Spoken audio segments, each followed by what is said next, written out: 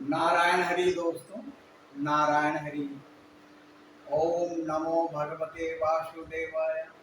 ओम नमो भगवते वासुदेवाय। साथियों, आज मैं जीवन से जुड़े हुए एक नए विषय को छेड़ने जा रहा हूँ, जो आपके जीवन के लिए बहुत ही उपयोगी है और आपके जीवन को सशक्त बनाए। साथियों, संसार ना चमत्कार को नमस्कार करती है। अगर आप में चमत्कारिक गुण है तो संसार का हर प्राणी आपको नमस्कार करेगा, और अगर आप में चमत्कार नहीं है तो वो आपको नमस्कार नहीं करेगा। नमस्कार का मतलब होता है आपको महत्व देना। तो साथियों, चमत्कारी बनो ना, चमत्कारी बनो। मैं अपने मानव जागृति चैनल के द्वारा हम आम लोगों को चमत्कारी बनने के लिए प्रेरित करने का प्रयास कर रहे हैं। साथियों, मौन एक बहुत बड़ी प्रक्रिया है जीवन में। मौन का मतलब होता है वाणी को कंट्रोल करना। हम प्रकृति से जितनी मात्रा में वायु के माध्यम से, खान पान के माध्यम से या और तरह तरह के स्रोतों से जितनी एनर्जी, जितनी ऊर्जा हम गेन करते हैं, उस ऊर्जा का 50% भाग हम वाणी के माध्यम से प्रकृति में डिस्ट्रॉय करते हैं। मौन, और चूंकि 5 कर्म इंद्रियां होती है, बाकी 50% तरह तरह की क्रियाओं के माध्यम से हम अपने प्राप्त किए गए उस शक्ति को कर्म इंद्रियों के द्वारा डिस्ट्रॉय कर देते हैं। नतीजा क्या होता है? नतीजा ये होता है कि हम अपनी शक्तियों से अनभिज्ञ हो जाते हैं और हमारा बर्तन खाली का खाली ही रहता है। तो साथियों, जीवन में चमत्कारी बनने के लिए अपनी ऊर्जा को, अपनी शक्तियों को, अब शक्ति मैंने बताया, शक्ति 2 तरह का होता है।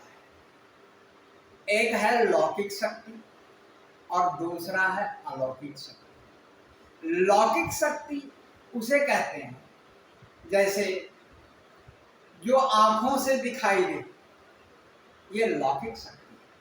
उदाहरण के तौर पे धन, संपदा, गाड़ी, मोटर या कोई भी ऐसी भौतिक चीजें, कोई उपकरण, कोई टेक्नोलॉजी, कोई मशीन, ये सब सारी जो है लौकिक शक्तियां। अलौकिक शक्तियां, अलौकिक शक्तियां प्रकृति से प्राप्त होती है, किसी देवी देवता से नहीं। अलौकिक शक्तियां इतनी मात्रा में प्रकृति में है कि आप उस हर प्राणियों को समान रूप से प्राप्त होता है। अलौकिक शक्तियां यही 4 तरह की हैं। पहला ऊर्जा, दूसरा संयम, तीसरा विवेक और चौथा ज्ञान। ये अलौकिक शक्तियां हैं। और लौकिक शक्तियां प्लस अलौकिक शक्तियां मिलकर ही इस ब्रह्मांड में, इस प्रकृति में कोई भी रचना तैयार करती है।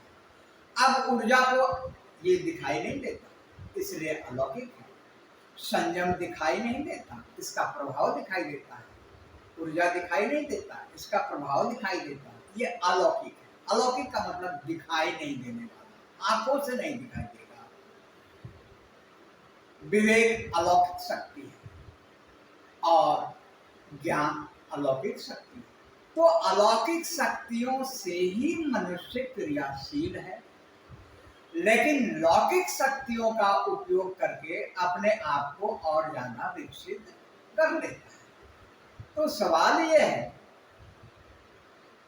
कि हम अपने वाणी के माध्यम से अपने प्राप्त किए गए शक्तियों को 50% डिस्ट्रॉय करते हैं। याद रखिए, वाणी कोई भी क्रिया, वाणी है या कोई कर्म है, ये आवश्यकता अनुसार मनुष्य जीवन में करना चाहिए। आप वाणी पे संयम रखना शुरू कीजिए, वाणी को कम से कम प्रतिक्रिया के रूप में प्रदर्शित कीजिए। मौन की बड़ी महिमा है। मौन से आपका विवेक जागृत होगा, मौन से आपके अंदर गरिमा आएगी, मौन से आपकी ऊर्जा शक्ति कम डिस्ट्रॉय होगा। बोलिए, मैं बोलने के लिए मना नहीं कर रहा हूँ, लेकिन जहां आवश्यकता है वहीं बोलिए। अगर आपको 10 सेंटेंस बोलने की जरूरत है और अगर एक सेंटेंस में काम चल जाता है तो एक ही सेंटेंस बोलिए। अगर एक शब्द में काम चल जाता है तो सेंटेंस बोलने की क्या आवश्यकता है, शब्दों से ही काम चला लीजिए। अतः ये एक तरह का साधना है वाणी का। और आप तो जानते ही हैं, वाणी में बहुत ताकत होती है। आपने रामायण पढ़ा होगा, आपने महाभारत पढ़ा होगा, नहीं पढ़ा होगा तो आपने सुना होगा। रामायण में सीता ने कहा धरती फट जाओ, धरती फट गई। महाभारत में भी इस तरह के कई एग्जाम्पल्स हैं कि वाणी के माध्यम से हम कोई भी क्रिया मनुष्य कर सकता है।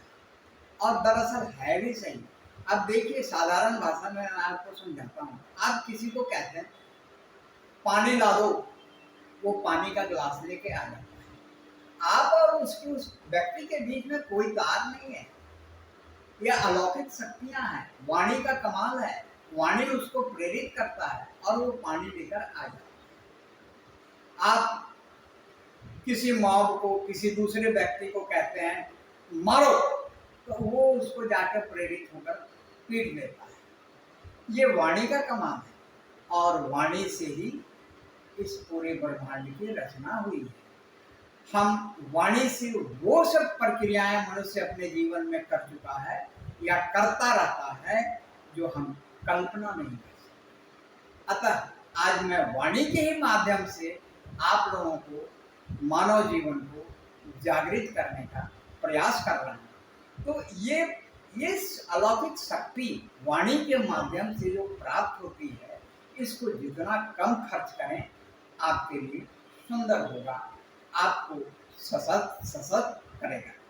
क्योंकि सेल्फ सशक्तिकरण एक बहुत बड़ी चीज है। अगर आप में शक्ति नहीं होगी तो कोई भी नवीन कार्य आप अपने जीवन में नहीं कर सकते। इसमें सबसे बड़ा रोल आपकी वाणी का संयम है। अतः आपने देखा भी होगा, बहुत से ऋषि मुनि बोलना पसंद नहीं करते। बहुत से ऐसे महापुरुष जो कम शब्दों का इस्तेमाल करते हैं। मैं तो देवराहा बाबा से भी कई बार मिलने का मौका मिला। वैसे समझो इस पृथ्वी पे 800-900 साल जीवित रहे। जब मैं उनके पास जाता था तो वो सिर्फ 2 ही शब्द कहते थे, और मुझे क्या सबों को कहते, दया है, दया है।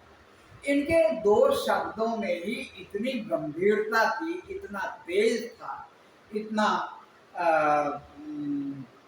प्रेरणा होता था कि मनुष्य इस 2 शब्दों से ही तृप्त हो जाता था। तो दोस्तों, आप अपने जीवन में भी मौन की साधना शुरू करें और अपने आप को शक्तिशाली बनाएं।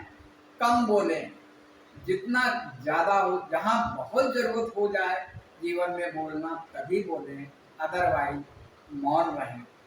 हर छोटी छोटी क्रियाओं पे, बातों पे प्रतिक्रिया देने का प्रयास ना करें। आप कोई आदमी क्या बात करता है, कैसे बात करता है, इन सब क्यों बात करता है, इनको मनन करें, तुरंत प्रतिक्रिया ना दें और आवश्यकता पड़ी तब छोटे शब्दों में ही प्रतिक्रिया देनी चाहिए। आप एक बार इसको पालन करके देखिए, मेरा दावा है आपके जीवन में काफ़ी कुछ स्वयं नजर आना शुरू हो जाएगा। नारायण।